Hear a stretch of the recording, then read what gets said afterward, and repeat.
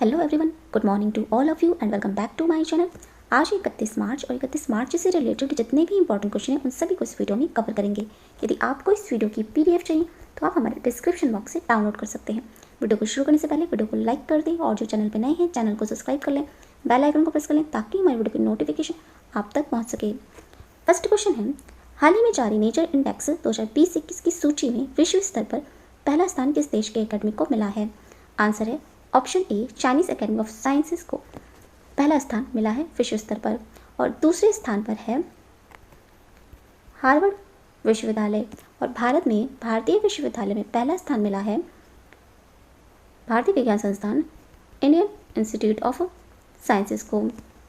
और इसके बाद है councils of sciences and industrial research. और इसके बाद तीसरे स्थान पर है Tata institute of fundamental research. Next question है, हाल ही में कोलकाता में सीजन के फाइनल मैच में ट्रू को हराकर किस टीम ने आई लीग का खिताब जीता है? आंसर है ऑप्शन ए, गोकुलम केरल ने ट्रू को हराकर आई लीग का खिताब जीता है। आई लीग चैंपियंस के रूप में गोकुलम अगले क्षेत्र में AFC कप के ग्रुप स्टेज के लिए क्वालिफाई किया है इसने।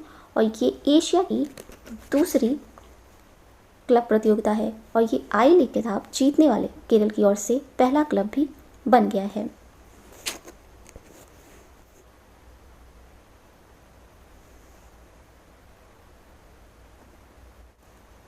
नेक्स्ट क्वेश्चन है,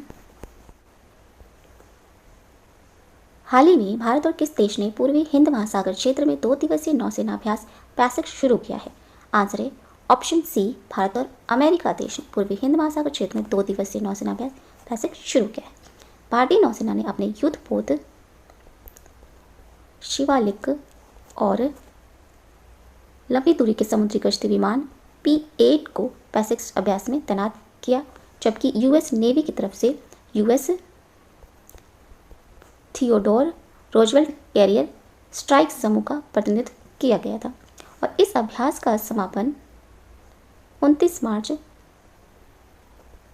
2021 को हुआ है।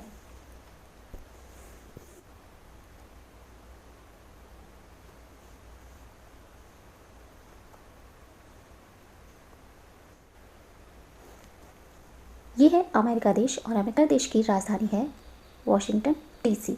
वॉशिंगटन डीसी में ही नासा का हेडक्वार्टर है और यहीं पर इंटरनेशनल मॉनेटरी फंड का भी हेडक्वार्टर है।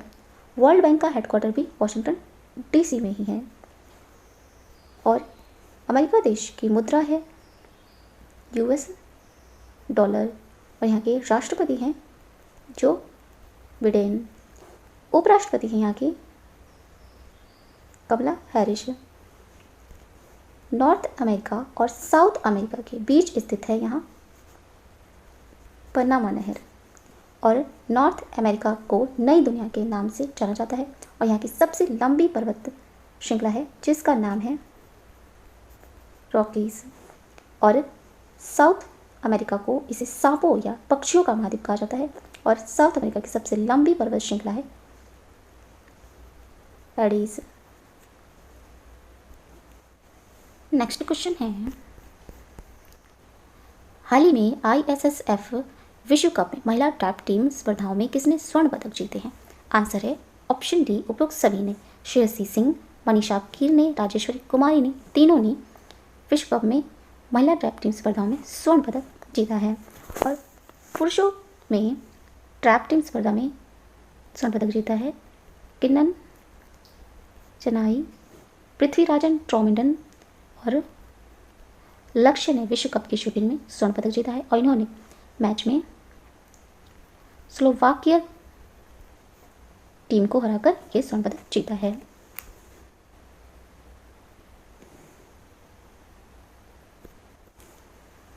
ISSF की फुल फॉर्म है इंटरनेशनल शूटिंग स्पोर्ट्स फेडरेशन।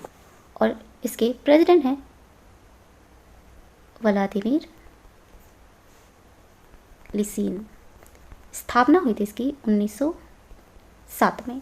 इसका हेडक्वार्टर है मुनीच जर्मनी में। नेक्स्ट क्वेश्चन है, हाल ही में परमाणु सक्षम सतह से सतह पर मार करने वाली बैलिस्टिक मिसाइल शाहीन 1A का सफल परीक्षण निम्न में से किस देश द्वारा किया गया है? आंसर है ऑप्शन सी, पाकिस्तान देश द्वारा बैलिस्टिक मिसाइल शाहीन 1A का सफल परीक्षण किया गया है और इस मिसाइल की रेंज 900 किलोमीटर है और इस मिसाइल में एक परिष्कृत और उन्नत मार्गदर्शन प्रणाली शामिल है जो कि इसे अत्यधिक सटीक मिसाइल प्रणाली बनाती है।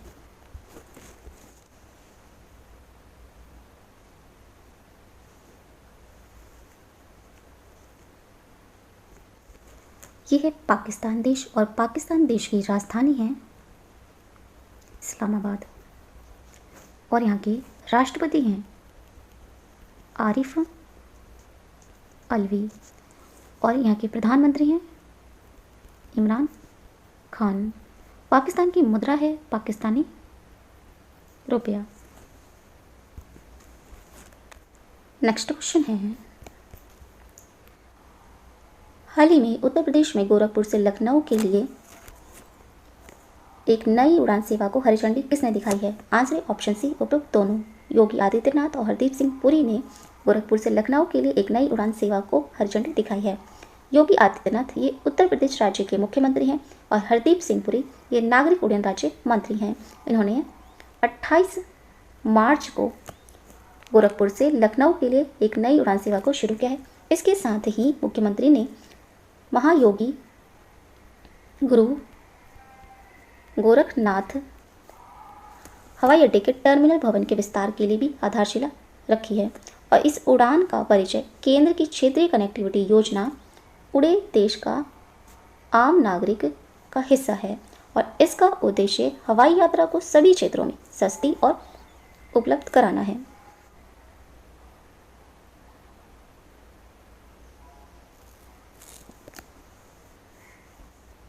नेक्स्ट क्वेश्चन है, हाल ही में भारत का पहला भारत कोरियाई मैत्री पार्क कहाँ पर स्थापित किया जाएगा? आंसर है ऑप्शन ए, दिल्ली में भारत का पहला भारत कोरियाई मैत्री पार्क स्थापित किया जाएगा और ये भारत के रक्षा मंत्री राजनाथ सिंह और कोरिया देश के राष्ट्रीय रक्षा मंत्री सुह वूक ने हाल ही में दिल्ली में भारत के पहले भारत कोरिया मैत्री पार्क का उद्घाटन किया है।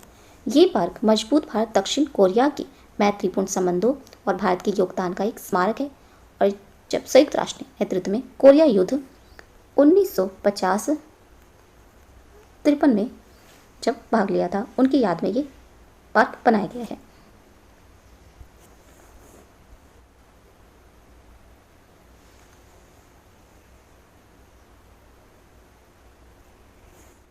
यह है साउथ कोरिया देश और इसकी राजधानी है सियोल। राष्ट्रपति हैं मून जे इन। मुद्रा है दक्षिण कोरियाई वॉन। साउथ कोरिया और नॉर्थ कोरिया की जो बीच की ये रेखा है ये कहलाती है 38 parallel line. Hyundai company south Korea की ही कंपनी है और LG भी साउथ कोरिया की कंपनी है। इसके अलावा अभी हाल ही में साउथ कोरिया ने ही 5G टेक्नोलॉजी को लॉन्च किया है।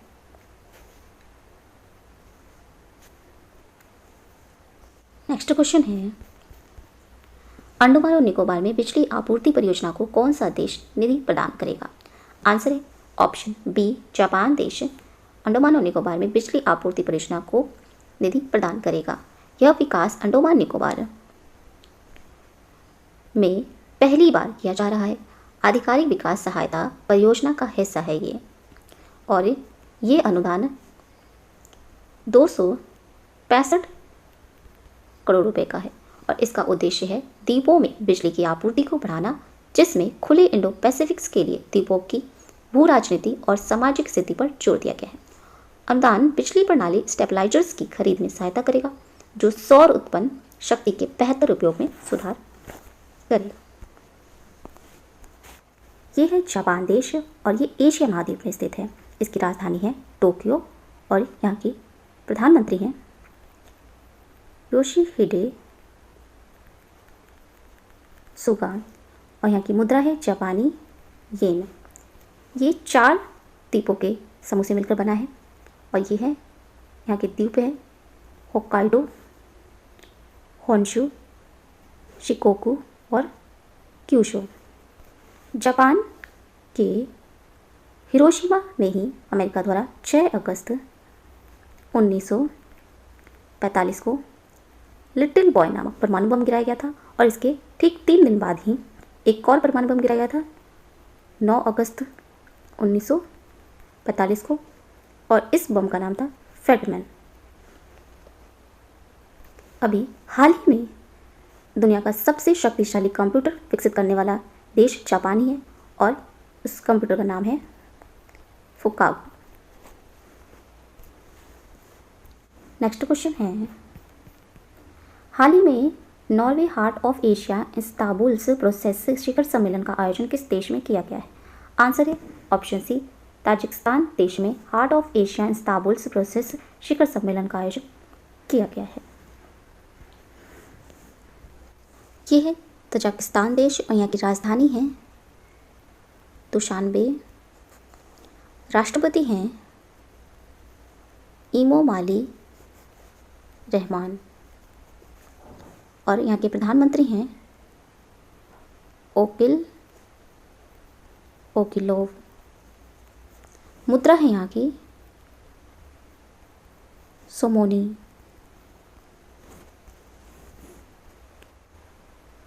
किन 2 देशों ने 25 साल के रणनीतिक सहयोग समझौते पर हस्ताक्षर किए हैं? आंसर है ऑप्शन सी चीन और ईरान देश ने 25 साल के रणनीतिक सहयोग समझौते पर हस्ताक्षर किए हैं और ये किया है 27 मार्च 2021 को किया गया है। इस संधि का उद्देश्य दोनों राष्ट्रों के बीच संबंधों को प्रभावी रूप से समन्वित और गहरा करना है और ऊर्जा उद्योग, परिवहन सेवाओं और बंदरगाहों के क्षेत्र में निवेश के लिए एक डिजाइन स्थापित करने में ये मदद करेगा। इस समझौते में राजनीतिक, आर्थिक और रणनीतिक के विभिन्न पहलू और घटक शामिल हैं। ये 25 साल का रणनीतिक सहयोग समझौता चीन के $1 ट्रिलियन बेल्ट और रोड इनिशिएटिव्स का हिस्सा है। ये है चीन देश और चीन देश की राजधानी है बीजिंग और यहाँ के राष्ट्रपति हैं शी जिनपिंग और चीन में ही संघाई कोऑपरेशन ऑर्गेनाइजेशन का हेडक्वार्टर है और एशियन इंफ्रास्ट्रक्चर इन्वेस्टमेंट बैंक का भी हेडक्वार्टर चीन में ही है। और यहाँ की सबसे लंबी रिवर यानी एशिया की सबसे लंबी रिवर है जिसका नाम है यांगची और चीन में ही ये प्रवाहित होती है। दूसरी है वांगो रिवर और इसे पीली नदी के नाम से भी जाना जाता है। नेक्स्ट क्वेश्चन है, स्पोर्ट्स स्टार एसएस अवार्ड 2021 में क्रीड़ा प्रोत्साहन के लिए दशक का सर्वश्रेष्ठ राज्य का पुरस्कार प्राप्त करने वाला राज्य कौन बना है? आंसर है ऑप्शन बी ओडिशा सरकार स्पोर्ट्स स्टार एसएस अवार्ड 2021 में क्रीड़ा प्रोत्साहन के लिए दशक का सर्वश्रेष्ठ राज्य पुरस्कार प्राप्त करने वाला राज्य बना है। नेक्स्ट क्वेश्चन है, मिताली एक्सप्रेस भारत और किस देश के बीच चलने वाली एक नई यात्री ट्रेन है? आंसर है ऑप्शन सी भारत और बांग्लादेश के बीच चलने वाली एक नई यात्री ट्रेन है मिताली एक्सप्रेस, जिसे लोगों से लोगों की कनेक्टिविटी को मजबूत करने के लिए शुरू किया गया है। ये ट्रेन हल्दीवाड़ी से चिल्हाटी ट्रेन लिंक पर न्यू जलपाईगुड़ी और ढाका छावनी के बीच ट्रेन चलेगी। ट्रेन लिंक की शुरुआत भारत की नेबरहुड फर्स्ट पॉलिसी को मजबूत करने का ये हिस्सा है और इस ट्रेन का उद्घाटन किया गया है 27 मार्च को नरेंद्र मोदी और बांग्लादेश के प्रधानमंत्री शेख हसीना द्वारा इस यात्री ट्रेन का उद्घाटन किया गया है। ये है बांग्लादेश और बांग्लादेश की राजधानी है ढाका। यहाँ के राष्ट्रपति हैं अब्दुल हामिद, प्रधानमंत्री हैं शेख हसीना, मुद्रा है टका। बांग्लादेश का सर्वोच्च नागरिक पुरस्कार है जिसका नाम है स्वाधीनता पुरस्कार। बांग्लादेश और भारत के बीच मैत्री सेतु का उद्घाटन किया गया है और ये बांग्लादेश के रामगढ़ से जोड़ने वाली फेनी नदी पर 1.9 किलोमीटर पुल का निर्माण किया गया है और इसकी लागत है 133 करोड़ रुपए।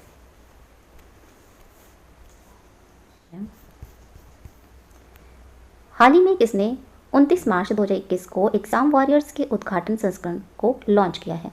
आंसर है ऑप्शन सी, नरेंद्र मोदी जी ने 29 मार्च 2021 को एग्जाम वॉरियर्स के उद्घाटन संस्करण को लॉन्च किया है। Exam warriors modules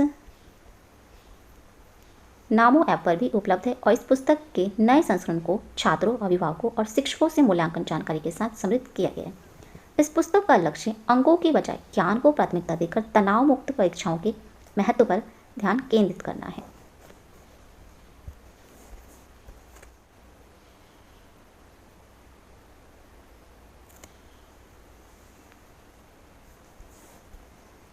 next question है,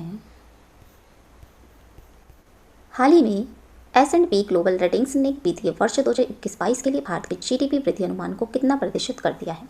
आंसर ऑप्शन बी, 11% कर दिया है। ये 10% से बढ़ाकर 11% किया गया है। इसने चीन के लिए 2021 के विकास का अनुमान भी लगाया है, जो निर्यात और संपत्ति के प्रचार में सुस्त गति पर 7% से 8% है। S&P ग्लोबल रेटिंग्स का मुख्यालय है न्यूयॉर्क में और इसके अध्यक्ष हैं जॉन बेरिसफोर्ड।